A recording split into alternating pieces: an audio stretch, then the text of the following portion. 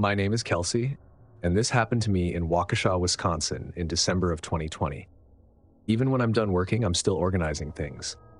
Numbers, routines, little checklists that make life feel controlled. December is always the worst.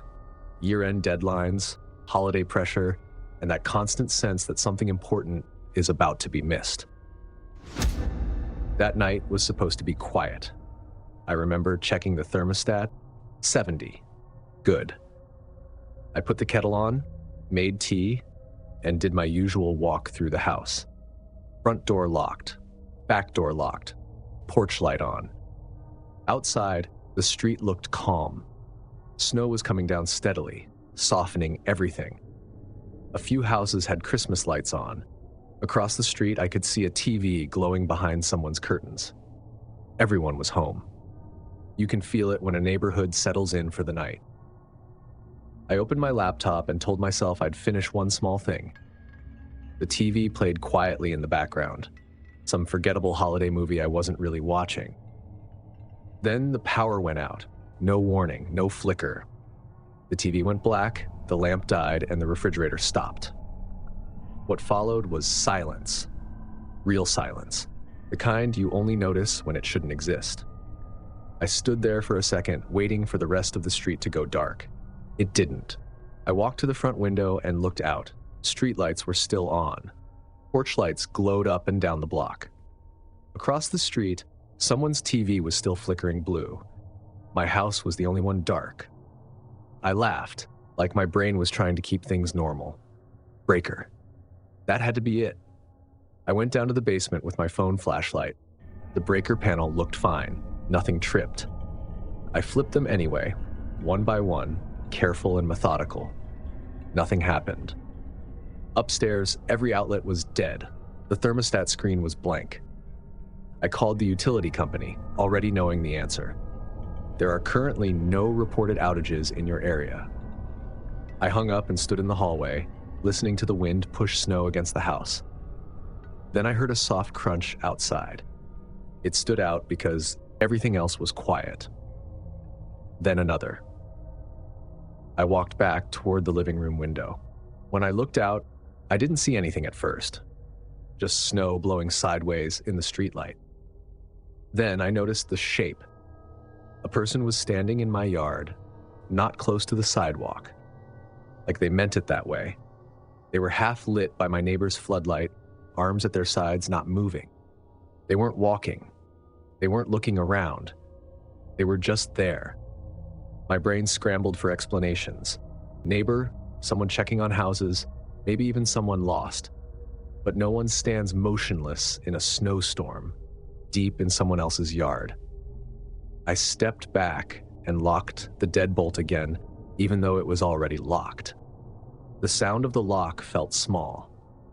I checked the window again from behind the curtain. The person hadn't moved. What scared me wasn't that they didn't come closer. It was that they stayed where I could see them if I checked. Like they wanted me to keep checking. I moved to the kitchen, keeping the phone light low. From that angle, I couldn't see the yard clearly. The side of the house was darker. I took a step toward the side door. Then I heard a tap. On the side window. Light. Fingertip light. I backed away fast, nearly bumping into the counter. Another tap. Then nothing. It felt like a reminder. I called 911. I tried to explain calmly. Power out only in my house. Someone in the yard. Tapping on a window. Saying it out loud made it sound unreal, but I didn't stop. The dispatcher kept me talking while officers were on the way. When they arrived, the yard was empty. They walked the perimeter with flashlights, no footprints they could clearly identify, no damage, everything still locked. They asked if I had cameras. I did. A porch camera I'd installed earlier that year. I opened the app on my phone, offline. One officer shrugged it off, said cameras lose connection sometimes.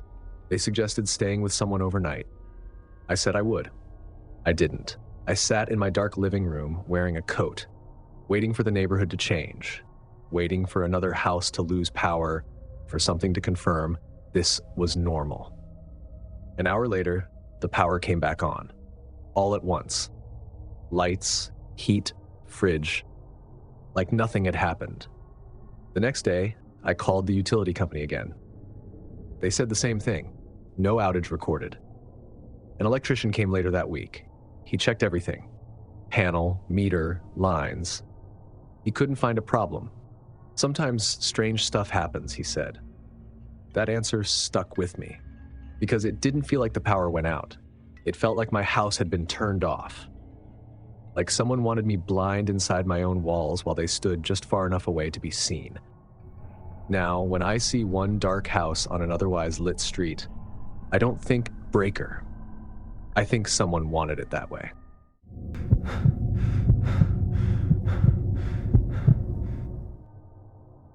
My name is Tessa, and this happened in January of 2023 in Plano, Texas. It was just a normal weeknight, the kind you don't even remember later. I'd come home from work, reheated leftover pasta, and spread a few case files across my kitchen table.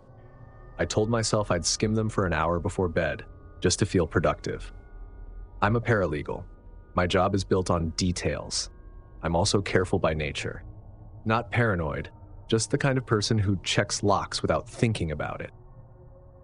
I remember locking all the house's doors automatically while my food was heating up. Outside, a cold front had moved in. Texas cold doesn't feel cozy.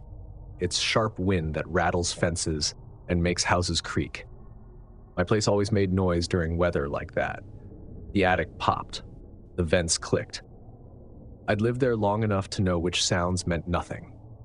That's why the noise I heard around 9:30 made me stop mid-bite. It wasn't a creak. It was a soft contact sound, something touching the hallway floor, then stopping. I sat still, listening. The TV murmured in the background. The dryer thumped from the laundry room. Wind pushed against the windows. I almost convinced myself it was nothing. Then I heard it again. A quiet bump, like someone brushed the wall while walking. Too controlled to be the house settling, too specific to ignore. I stared toward the hallway, with the fork still in my hand. I live alone, no pets, no roommates, no reason for movement beyond me. I stood up and walked to my bedroom, not fast, not slow, like I was following a procedure. I closed the door and locked it. I stood there with my hand on the knob and listened. The house felt hollow now, like all the noise had drained out of it. I pulled out my phone and texted my friend Mia. Probably nothing, but I swear I just heard something in my hallway. I didn't joke. I didn't soften it. I wanted a timestamp more than reassurance. She replied immediately. Are you alone? Call someone. I'm fine. Wind's crazy. House noises. I answered. I didn't believe that as I typed it. I was writing the version of events I hoped would be true. Then the bedroom door handle moved, like someone testing how much resistance there was. Then it stopped. I didn't step back. I didn't speak. My body just refused to make sound. A few seconds passed, or maybe longer. Time stopped behaving normally. Then the handle moved again. Not someone forcing it. Someone patient. I backed away and opened my phone. I typed 911, but I didn't hit call yet. That hesitation makes me angry now, but in the moment, my brain was doing what it's trained to do.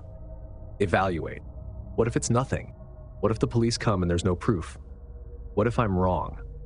I stood there, negotiating with reality. The handle turned a third time, and this time I heard something else.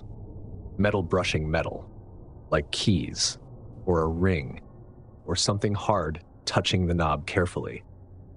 That's when I pressed call. The dispatcher answered. I gave my address, told her I was locked in my bedroom, told her someone was trying to get in. She asked questions while I stared at the door. The handle didn't move again, but the silence felt active now. Heavy, like whoever was on the other side was listening too. She asked if I could see them. I said no. She asked if I was armed. I said no. She told me officers were on the way. Then I heard another sound in the hallway.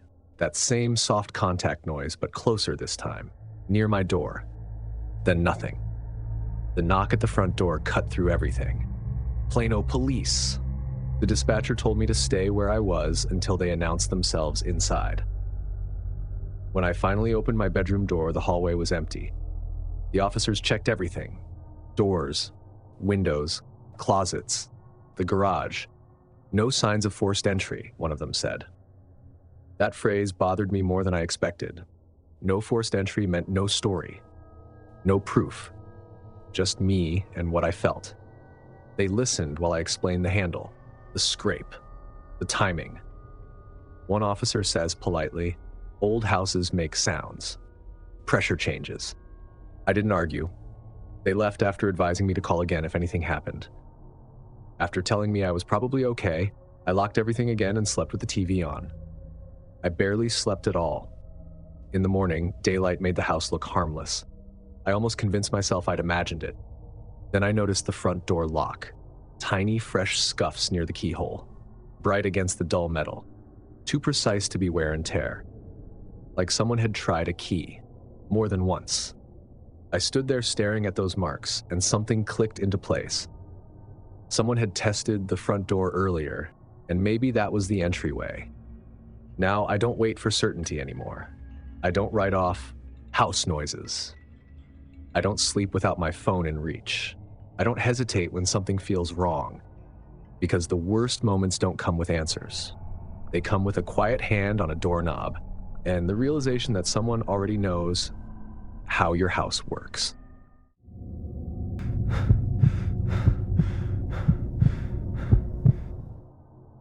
It was one of those early summer nights where the air finally softens.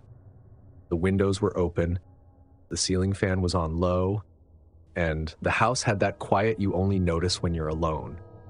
Dishwasher humming, TV murmuring to itself, a lawnmower somewhere that wouldn't quit. My husband had taken the kids to his sister's for the evening. I stayed home to finish work. End of quarter reviews, follow-up emails, a messy employee complaint that needed documentation. HR never really shuts off. I made tea, put on something mindless, and told myself I'd work for an hour and then relax. Our dog, Milo, was stretched out on the rug like he'd melted there. He's a shepherd mix, calm and observant. Not a barker. The kind of dog who reads the room before deciding how to behave. That's why it stood out when he got up. He didn't jump or rush. He just rose to his feet slowly, walked to the edge of the living room, and stopped where the space opens into the hallway leading to the bedrooms and back door. And he stared. At first, I barely registered it. I was halfway through an email, rereading the same sentence. I looked up and saw Milo standing still, head slightly lowered, eyes fixed down the hall. "Milo," I called. "What is it?" He didn't blink. I smiled, assuming it was nothing. A moth, a sound outside. It was June. Everything makes noise in June. "Don't start," I said. "We're not doing ghost stories." That was the first joke. Then he made a sound I'd never heard inside the house. Not a bark, not a snarl. A low, restrained growl that lasted a second, stopped, then started again. Like a warning he wasn't sure he needed to repeat. He wasn't looking around. He wasn't confused. He was focused. I muted the TV and set my laptop aside. "Milo," I said again, "come here." He didn't move. That's when I stood up. He listens. Maybe not perfectly, but enough that he at least acknowledges me. This time, nothing. I walked toward the hallway entrance and leaned around the corner. The hall wasn't dark. The kitchen light spilled in from the other side. A nightlight glowed near the kids' room. Nothing there. I checked the bedrooms. Empty. Beds made, closet doors closed. Everything normal. When I came back, Milo was still at the hallway entrance, body angled like he was stopping me from moving forward. I turned on the hallway light. Everything was normal. Beige walls, family photos, a basket of laundry I hadn't folded. I told myself it was just a dog reacting to sound. But when I crouched beside him and said his name, he looked at me for half a second, just enough to acknowledge I existed, then snapped his attention back down the hall. That's when I noticed his posture. He wasn't leaning forward. He was braced. Like if something came out of that hallway, he intended to meet it. I turned on more lights, living room, kitchen, the small stove light that makes everything feel exposed. Then I heard something from the back of the house, a soft shift, like a door settling, a click that didn't belong with wind or pipes. The back door sat off the kitchen through a small laundry area. Milo stayed planted at the hallway entrance, eyes locked forward, like he was guarding a boundary. I walked to the back door and checked the lock. Unlocked. I stared at it, waiting for the obvious explanation to arrive. Maybe my husband forgot. Maybe the kids unlocked it earlier. Except the kids hadn't been home since afternoon. And my husband locks doors without thinking. So do I. I know I locked it. Not pretty sure. I know. I slid the lock back into place and tested the handle. Then I checked the deadbolt, also unlocked. 1 lock being wrong is a mistake. 2 is a decision. I stood there longer than I should have, staring at the door like it might explain itself. Behind me, Milo growled again. I turned and saw him now fully blocking the hallway, body angled between me and the dark stretch behind him. He wasn't looking at me, he was watching. I grabbed my phone and called my husband. He answered immediately. Kids laughing in the background. "Hey," he said, "everything okay?" "No," I said. "Can you come home?" "What happened?" The back door was unlocked. Both locks. Milo's acting not normal. A pause. Then, "Are you alone?" "Yes." "Call the police." That word felt extreme, which told me it was necessary. I dialed and gave the dispatcher my address, my voice calm in a way that surprised me. I said I was alone. I said my dog was growling at the hallway. I said the back door had been unlocked. She asked if I could see anyone. "No," I said, "but I don't think I should check." She told me to move to a locked room if possible. That's when I realized Milo was between me and the bedrooms. He'd positioned himself there like he understood the layout better than I did. I backed into the living room without turning my back on the hall. Milo adjusted with me, maintaining his position like a living barrier. We waited. Time stretched oddly, like it might tear if I pushed it. When the police arrived, flashlights cut across the windows, and Milo's posture eased just slightly. He recognized something normal happening. They searched the yard, the porch, the fence line. No signs of forced entry, no disturbed mulch, no footprints. They asked questions. When was the last time you used the back door? Anything missing? Any reason someone would target you? After they left, I walked the house with every light on. Checked closets, bathrooms, under beds. Nothing missing, nothing disturbed. That bothered me more than if something had been taken. Because if someone had been inside, they weren't there to steal. They were there to move through the space, to unlock the door, to leave quietly, to prove they could. My family came home. We double-checked everything together. My husband tried to make it normal again. He joked, he fed Milo treats. But Milo wouldn't go down that hallway. Not that night. Not the next week. Not even later, when everything was calm. If a ball rolled toward the hallway, he stopped at the threshold like there was an invisible line. Sometimes, late at night, I catch Milo staring toward that hallway again. And I don't joke anymore, because once you've seen a dog refuse to look away from an empty space, you stop trusting the word empty.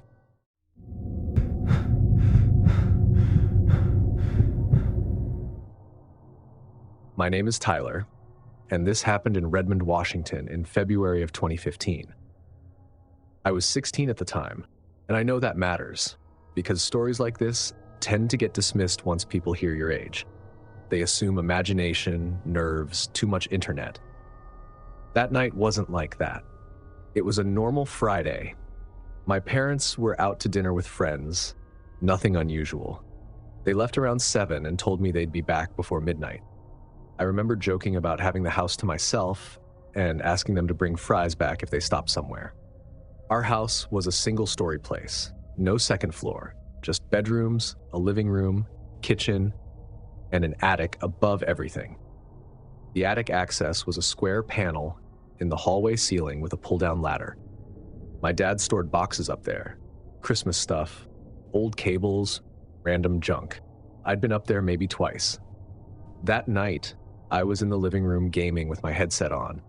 I had YouTube playing on my phone during load times and a half-empty bag of chips on the coffee table. Outside, it had rained earlier and everything looked shiny under the streetlights. I remember thinking it felt good, being trusted, being alone, not worrying about anything. Then I heard running. It wasn't outside. It wasn't in the walls. It was above me. My brain tried to explain it away immediately. Houses make noises. Pipes shift. Wood expands. I'd heard all of that before. This wasn't that. It sounded like quick footsteps crossing the ceiling, fast enough that whatever it was moved from one side of the house to the other. Something like bare feet, but there isn't a normal floor up there. Just beams and insulation. I paused the game, slid one ear cup off, and sat still, listening. Nothing. My first thought was, raccoons. Everyone in Washington talks about raccoons like they're roommates. We had trees nearby. It was believable enough to settle me for about 10 seconds. Then it happened again. This time, it sounded closer, like the movement changed direction. I stood up and walked to the kitchen like I needed a drink, opened the fridge, let the light fill the room. Everything felt normal down there. Heater ticking, fridge humming. Then I heard a short, solid thump from above the hallway. I walked to the hallway slowly and stopped where I could see the attic panel. It looked normal. Closed, ladder folded inside. Nothing out of place. I told myself I was being dramatic, that I was 16 and alone and overthinking things. So I called my dad. He answered quickly. "What's up?" I tried to keep my voice steady. "Do we ever get animals in the attic?" There was a pause. "Why? I keep hearing running above me." Another pause. Longer. "Is the ladder down?" he asked. "No. Don't open it," he said immediately. That tone changed everything. "What should I do?" I asked. "Go outside," he said. "Get in the car or go to the neighbors. I'm leaving now." I didn't argue. I grabbed my hoodie and keys. I was halfway to the front door when I heard movement again, this time right above the hallway. Short steps. I stopped with my hand on the doorknob. Then the attic ladder dropped. It slammed open like it had been pulled and released. The panel popped and the ladder unfolded with a loud clatter that echoed through the house. I stared at the opening, just a dark square. No light, no movement. Cold air drifted down, carrying that dusty, dry smell of insulation. My dad was still on the phone. "The ladder came down," I said. "Get out now," he said. I ran. Out the front door, hit the porch light, fumbled with my keys. I got into my mom's car because it was closest and locked the doors. Then locked them again. From the driveway, I could see straight into the living room. The hallway beyond it. The ladder hanging there, open, like it was waiting. I called my friend Mason. "Bro, my attic ladder just dropped," I said. Silence. "Are you serious?" "I'm in the car. My dad's on the way." I sat there under the porch light watching my house. It looked the same, but it didn't feel like mine anymore. When my parents finally pulled up, I felt something in my chest loosen. My dad went inside first. My mom stayed close behind him. They didn't walk under the ladder. My dad grabbed the big flashlight and looked up into the opening. "Stay behind me," he said. He climbed slowly, one rung at a time. The flashlight beam swept across rafters and insulation. He came back down without saying anything, then went back up again. My mom called the non-emergency police line. When my dad came down the second time, his face looked tight. "There's insulation compressed," he said, like weight was there. The police came. 2 officers. They checked the attic, walked the yard, looked for signs of entry. They didn't find anyone. One officer suggested the panel might have been loose. After that night, my parents screwed the attic access shut, installed cameras, added motion lights. On paper, everything was safer, but what stayed with me wasn't seeing someone. It was hearing them, hearing someone moving while I sat downstairs acting like I was alone. I lived in that house for 2 more years, and I never sat under a quiet ceiling the same way again.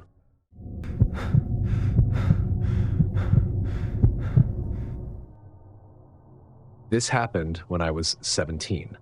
I still hesitate before telling it because nothing happened in the way people expect. It was a Wednesday night.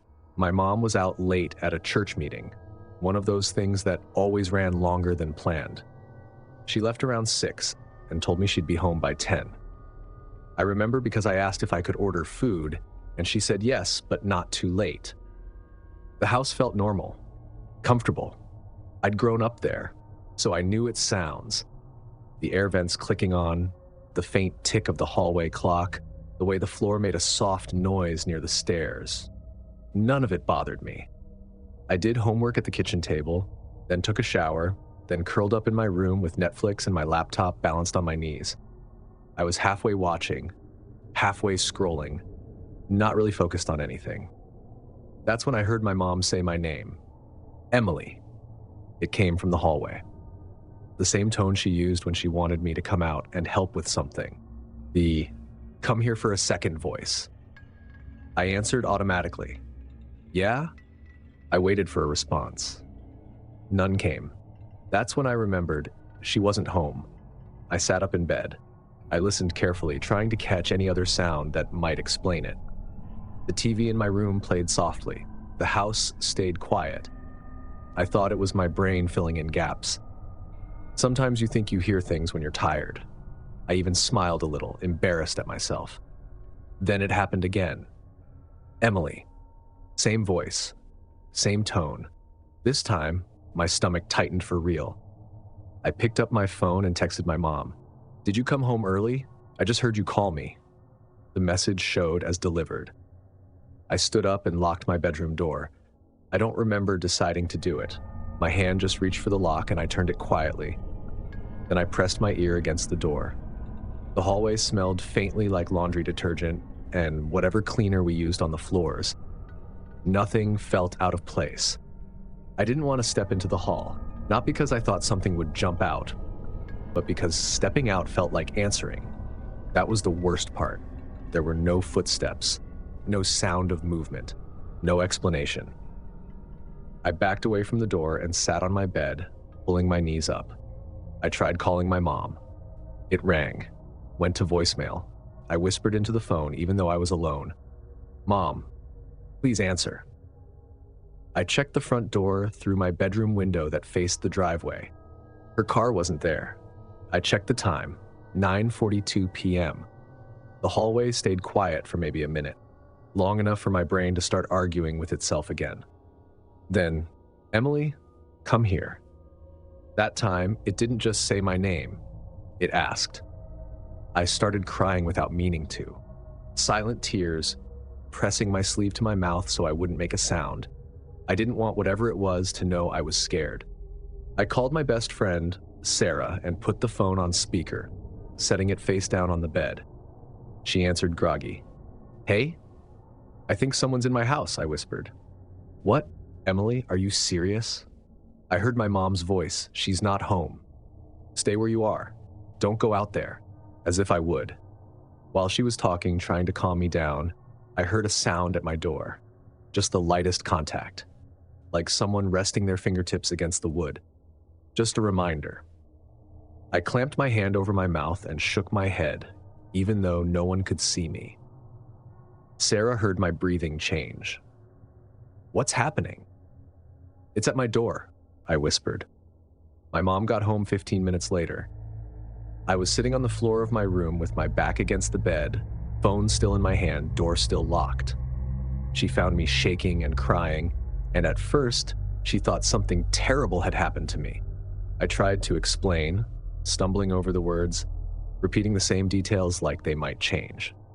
She checked the house, every room, closets, doors, windows, nothing. No sign anyone had been there. That night, she slept in my room. In the days after, she suggested stress, anxiety, mishearing things. I nodded because I didn't know how to explain. The problem was that the voice sounded like it expected me to come when called, like it knew that for my entire life, that voice had meant safety. authority, obedience. It didn't need to sound threatening, it just needed to sound like my mom. And that's the part I still think about, years later, how close I came to answering it the first time before I remembered I was alone. If these stories reminded you that silence inside a house can be louder than screams, smash that like button, hit subscribe so you don't miss the next scare, and tell me which story stuck with you. And if grocery shopping feels boring or harmless, you haven't watched this channel enough. Click now to watch 4 creepy supermarket horror stories. Trust me, after that video, you'll never browse an empty aisle the same way again. Thanks for watching. Stay alert, stay safe, and I'll see you in the next nightmare.